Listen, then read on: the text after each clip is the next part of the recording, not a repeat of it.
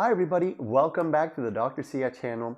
In today's session, which is the third session for Natasha, a woman who came to see me in therapy who was strongly self-blaming for the abuse that she experiences from her husband's hands. So it was an extremely violent situation. It was an extremely violent relationship, and she was blaming herself for that. And of course, as you can understand, that is a very dangerous position to be in. Now, if you haven't seen my other two videos with me working with Natasha, please go ahead and do that now, and I'll link them up there for you. So this is the third session, and I don't want to do any spoilers, so let's get in. But before we get in, make sure you stay tuned, because after the video, I do this 2, 3, 4 minute wrap up where I talk about my impressions, why I did what I did, or what we saw together, and so on and so forth. So make sure you stay put for that bit as well. And I'll see you at the wrap up.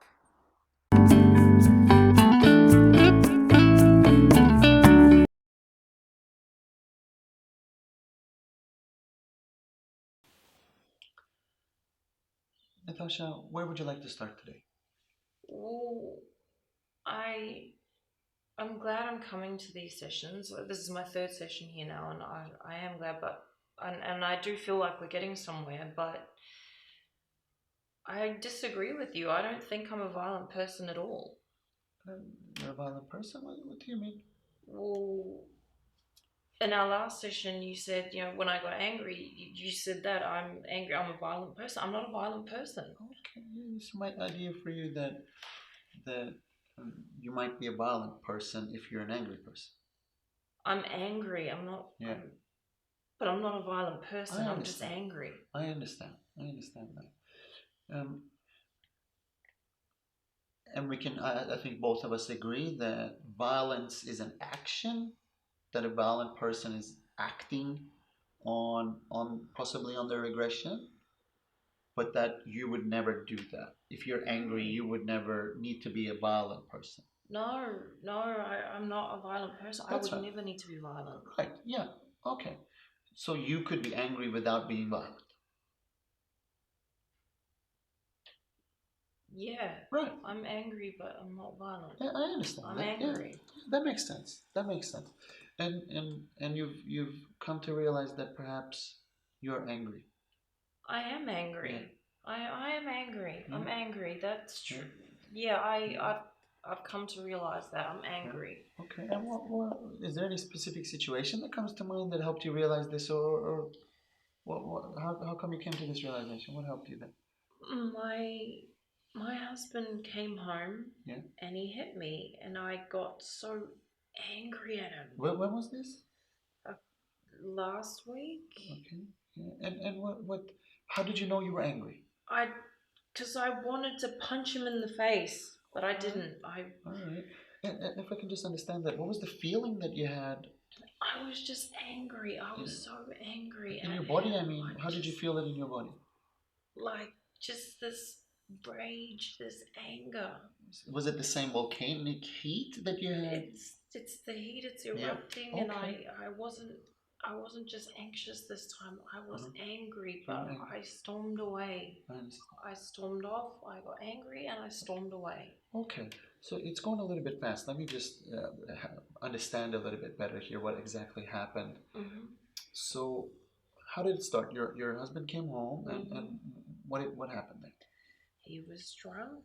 Okay. And he started raving on about money, and I was tired, and I didn't want to, I couldn't handle it at the time. I didn't want to.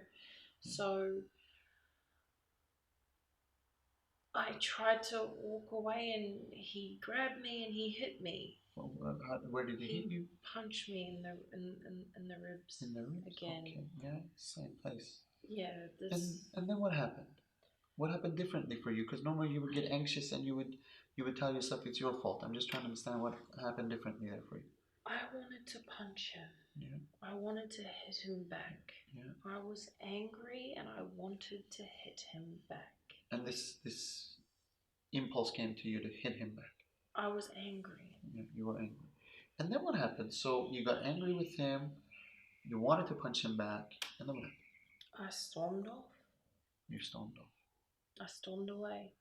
You ran, literally. I ran away. I got away. Yeah. I took myself away. Yeah. Okay. And then what happened? I had to do it. I couldn't. I had to, for his, I didn't, I'm not a violent person. No. Yeah. For his, you were about to say for his what? For him, I didn't want to hurt him. Okay. I didn't want to hit him. I didn't want, for his sake, I walked off. I ran. I stormed off. So you ran off. You felt angry. You wanted to punch him, and you ran off to protect him or to protect yourself. Well, to protect myself. Okay. Help me understand that a little bit there. Because you said that you had anger towards him. Am I right? Yes. And with that anger, some part of you wanted to punch him. Yes. Yes. And then you ran off. Yes. And running off helped protect you, you're saying. How does you running away help protect you in that situation? Seems like your anger wanted to lash out at him. It did. And then if you would run away from him, wouldn't that be him not getting punched by you? Wouldn't that be protecting him? I mean, yeah, I guess so. I guess it is. Yeah. Can we look at that, Natasha, a little bit? Because I think it's important to understand whether this running away was you running away to safety for you, or whether you were running away to prevent him from getting punched. I ran away because I didn't want to punch him. And who does that protect? Him. Right. It protects him. Right.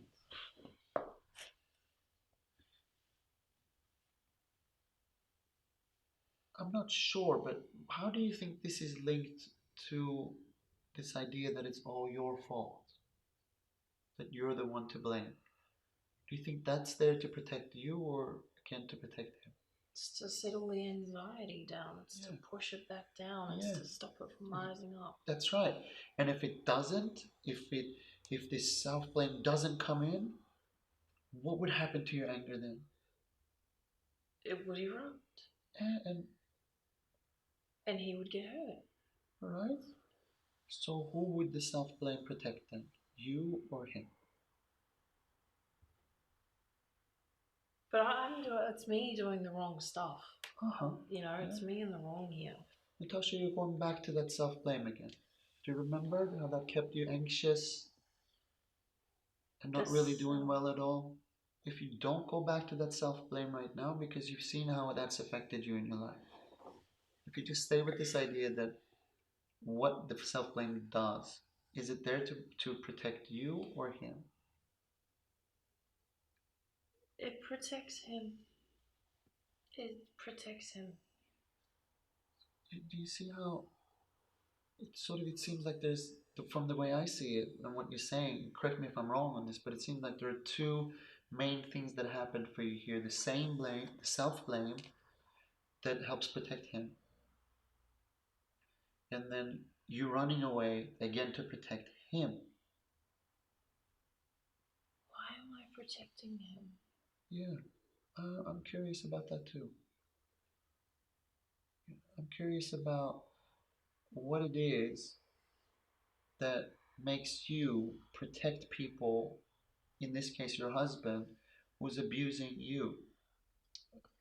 Have you ever found yourself protecting someone that's been abusive towards you in the past? Like with other partners and things like that? Maybe. Okay. Do you think that maybe in our next session we can have a look at that together, how some part of you maybe tends to protect people who are abusive towards you and where that comes from? We can look at it, but we got to remember I play a role in this too. Of course, yeah. We're not looking to blame or anything like that. Of course, we're not looking to judge anybody or blame anybody. We're just trying to understand how things happen within you and then how that results in anxiety for you, so that if we can understand that, we can help you do things a bit differently so that you can feel less anxious. That's all we're trying to do. Yeah, I would love to look at that in the next session. All right, so what did we notice there? Natasha comes in, and for the first time, she truly acknowledges that she's angry. But one of the first things we have to clear out for her is this idea of being an aggressive person versus experiencing anger. Now, in modern day society, and I believe particularly in Western society, we've come to believe that an angry person or a person who has anger is equivalent to a person who is aggressive. Now, aggressiveness is acting violently towards other people. Aggression is about violence, or is about acting out on anger, if you will. Just because you're angry doesn't mean that you have to act out and be aggressive. You could feel anger, hold it within you, and then communicate very clearly your feelings or whatever.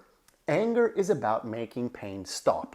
So it was really important that she could see that position of anger within her, or see those feelings, or feel those feelings of anger within her, because that meant that for the first time she was starting to shift the position of self-blame over to anger towards her husband, so towards the source of hurt, that she's not the one to blame, so she doesn't have to be angry at herself, but her husband is the one who is abusive and has problems, so she can be angry at him for the hurt that he causes her. Now, while we explore this, I don't think anyone would have missed that she was still exhibiting a lot of shame and guilt.